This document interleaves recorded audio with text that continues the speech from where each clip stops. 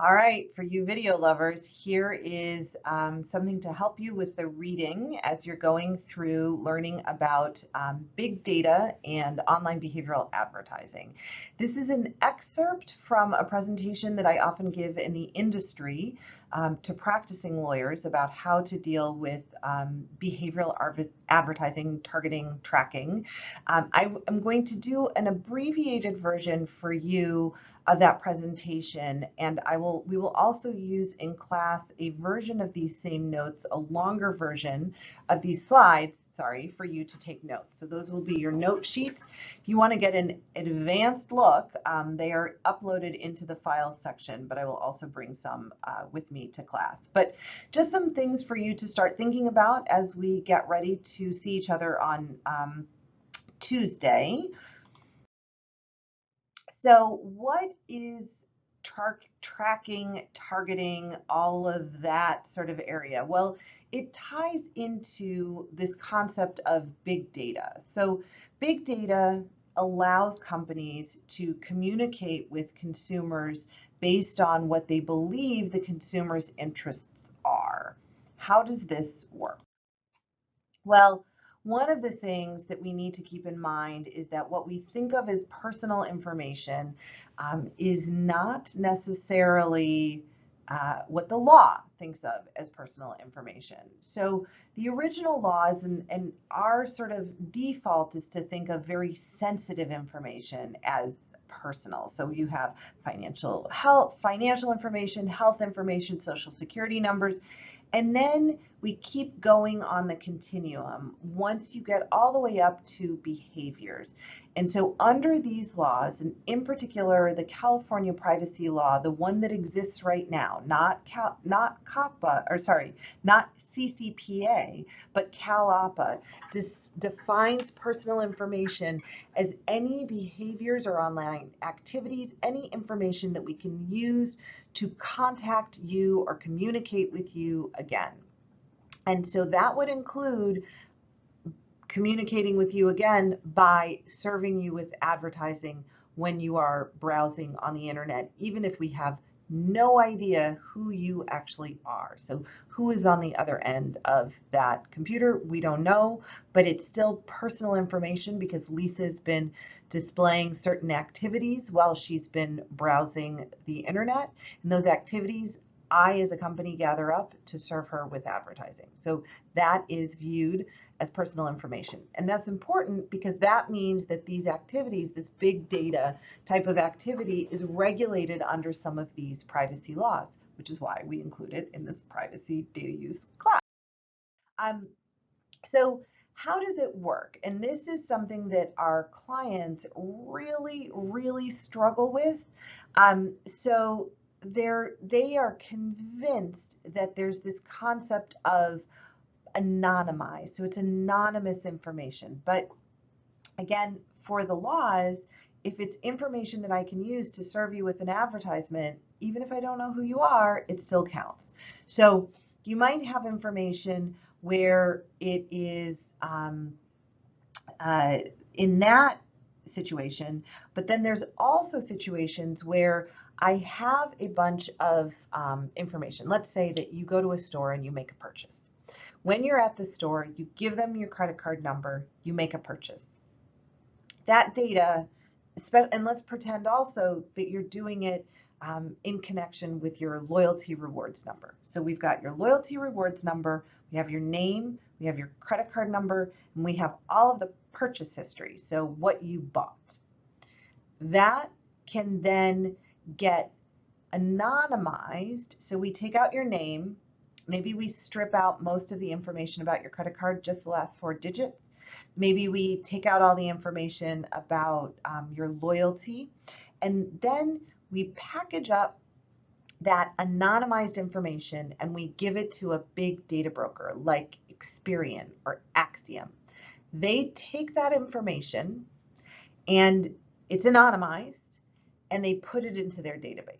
But then they're able to say, you know, based on certain numbers or the last 4 digits of the credit card number, we actually can figure out and add back in that that was Lisa. So now they know that I made this purchase, which credit card I used. Maybe there's a little bit of loyalty information still in there, or if I made the purchase at Nordstrom, now they know I shopped at Nordstrom and they know what I bought. So that sits in this database at Axiom or Experian. And then another retailer does that, and another retailer does that. And all of a sudden, we have a bunch of information about me and my purchase activity. And it can be sold back out anonymized. So we're going to say to Target, for example, hey, we'll tell you about the type of visitors that come to your store, so they get some general generic information. But because there's this constant back and forth of anonymizing and re-anonymizing and stripping out and putting it back in, it's just better to think of this information as not anonymous. So if I haven't made you scared enough, let's think about how it works in practice. So when we are representing clients who are retailers in particular, well, manufacturers, I should say in particular, they don't really know a lot about who's ultimately buying their product. So they want to purchase information that helps them understand who is buying their product.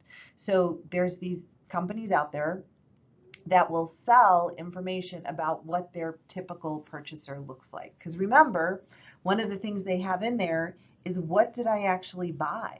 So they can extrapolate that out, and they could say to, trying to think of, they could say to 3M, let's say, I see I have Post-it notes on my desk. So they could say to 3M, you want to understand who your typical purchaser is? Well, you don't have any visibility of the store. Target isn't telling you, and Home Depot and Staples, they're not telling you who's making the purchases.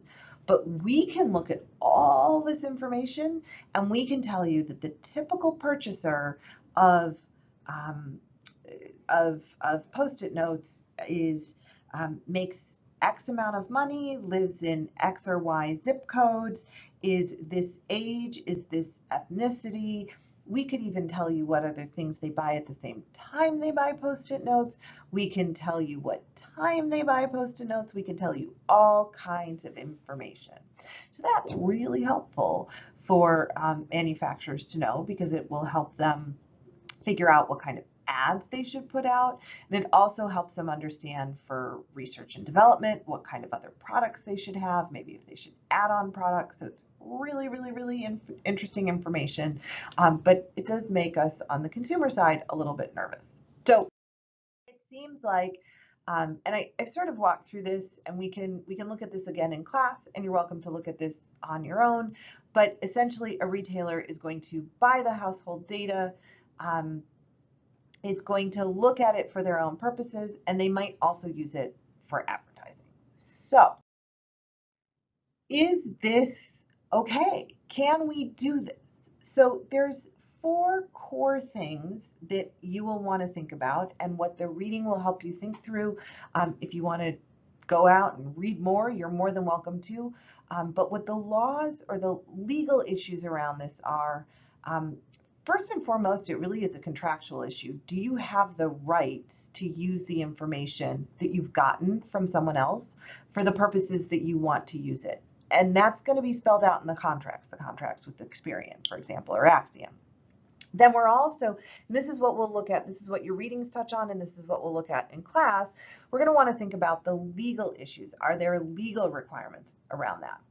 One of the big legal issues, and you guys are spending a lot of time thinking right now about privacy policies, is, did we say we would do these things? Did we disclose it?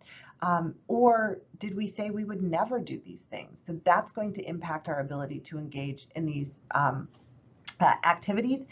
And as you think back about the work you did on CCPA and GDPR, how would you respond in a situation like this if someone asked to access their information or to have the information deleted?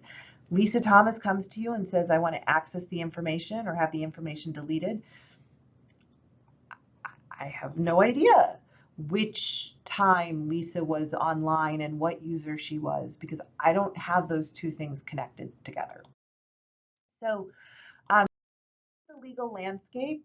There, again, if you want to get a head start, the slides that we're going to be using to take our notes on are uploaded into Canvas.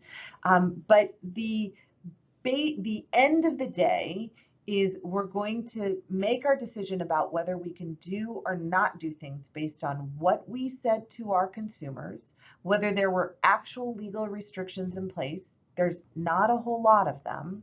Whether the information was obtained without any restrictions. There's a few restrictions legally. So certain situations where the companies that collected the information do not have the right to share them with us. So the information that we would be buying out of the Experian database, for example.